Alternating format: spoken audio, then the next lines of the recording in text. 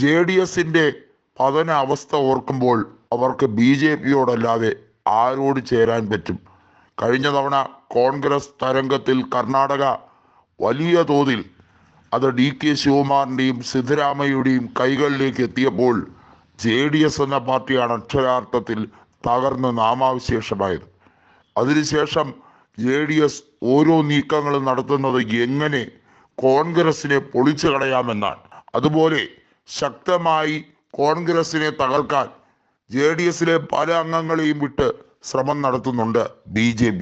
പക്ഷേ അതെന്തിനാണ് എന്നുള്ളത് മാത്രമാണ് മനസ്സിലാകാത്തത്. കർണാടകത്തിൽ കോൺഗ്രസ് അധികാരത്തിൽ വന്നത് അതിശക്തമായിട്ടുള്ള ജനകീയ പിന്തുണ കൊണ്ടും BJP വിരുദ്ധത കൊണ്ടും സർക്കാർ വിരുദ്ധത അതിശക്തമായി തന്നെ അലയടിച്ചത് കൊണ്ടുമാണ്. മൈസൂർ മാണ്ഡ്യ മേഖലകളിൽ JDSന്റെ ശക്തി കേന്ദ്രമായിരുന്ന മേഖലകൾ മുഴുവനായി കോൺഗ്രസിലേക്ക് പോയി എന്നുള്ളത് എടുത്തു പറയേണ്ട കാഴ്ചയാണ്. അങ്ങനെ അവർ നാമാവശേഷമായി മാറി. ഇപ്പോൾ ഇതാ രാജ്യസഭയിലും ലോക്സഭയിലും ഒക്കെയുള്ള നാമാവശേഷമായി മാത്രമുള്ള JDSലെ ചില അംഗങ്ങൾ ദേവഗൗഡ അടക്കം BJPക്ക് വേണ്ടി കുടലൂത്ത് നടത്തുമ്പോൾ അവർ പണ്ട് പറഞ്ഞതെല്ലാം മലക്കം മറിയുന്ന രീതിയിൽ അല്ലെങ്കിൽ മറന്നുപോകുന്ന രീതിയിലാണ് പറയുന്നത്. ഇപ്പോഴത്തെ ഇന്ത്യ ടുഡേ സർവേയിലും അതുപോലെ തന്നെ നിരവധിയായ എക്സിറ്റ് പോളുകളിലുമൊക്കെ വ്യക്തമായി തന്നെ കർണാടകയിൽ കോൺഗ്രസിന് 28 സീറ്റുകളിൽ 26 സീറ്റുകൾ വരെ ലഭിക്കും എന്ന് വ്യക്തത വരുത്തിയിട്ടുണ്ട്. അതിന് കാരണം DK ശിവകുമാർ ഇപ്പോഴും കോൺഗ്രസിൻ്റെ അധ്യക്ഷനാണ്.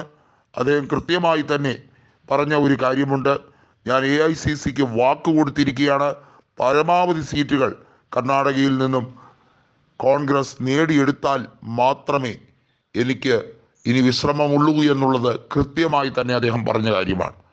ഇവിടെയാണ് ദേവഗൗഡയുടെ പാർട്ടിയുടെ സ്ഥാനം ചവറ്റുകുട്ടയിൽ മാത്രമാണ് എന്ന് മനസ്സിലാക്കേണ്ടത്. പല നേതാക്കളും കോൺഗ്രസിലേക്ക് തെരഞ്ഞെടുപ്പ് അടുക്കുന്തോറും പൊയ്ക്കൊണ്ടിരിക്കുകയാണ് എന്നുള്ളത് എടുത്തു പറയേണ്ട കാര്യമാണ്. അതിന് കാരണമാകുന്നത് അവിടെ ശക്തമായിട്ടുള്ള ന്യൂനപക്ഷ ഏകീകരണം വന്നു തുടങ്ങിയിരിക്കുന്നു. കോൺഗ്രസിനാണ് അത് ഫലവത്താകുന്നത് എന്നുള്ളതും കണ്ടു തുടങ്ങിയിരിക്കുകയാണ്. മാത്രമല്ല പ്രിയങ്ക ഗാന്ധി കർണാടകയിൽ മത്സരിക്കും എന്നുള്ളതും വ്യക്തമാക്കുമ്പോൾ അതുകൂടി ദേശീയ തലത്തിൽ ഒരു വലിയ ഇമ്പാക്റ്റായി മാറും. AICCയുടെ അധ്യക്ഷനായ കർണാടകക്കാരൻ കൂടിയായിട്ടുള്ള മല്ലികാർജുൻ ഖാർഗെ, അദ്ദേഹം കഴിഞ്ഞ ലോക്സഭാ തെരഞ്ഞെടുപ്പിൽ പരാജിതനായിരുന്നു.